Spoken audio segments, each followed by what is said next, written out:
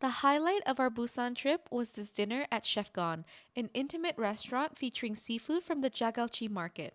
We got a 9 course set menu heavily featuring seafood prepared with a mix of Korean and Mediterranean style cooking techniques. Starting off with a cold squid and sea squirt dish.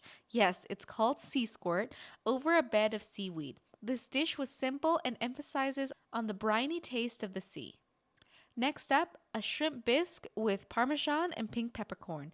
The prawn was so juicy and meaty, followed by oyster tempura and seaweed salad.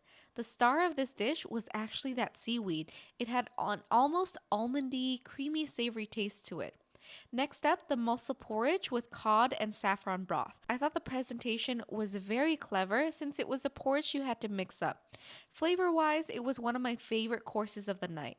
This dish combined two of my favorite things, scallop and citrus.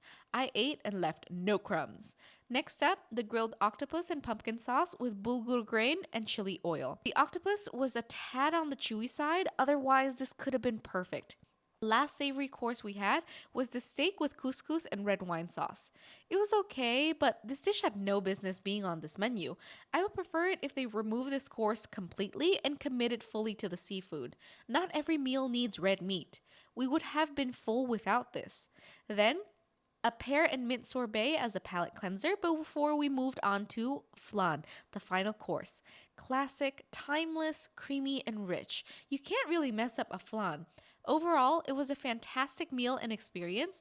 If they had tweaked some small details and removed the steak course, it would be an easy 10 out of 10 for me.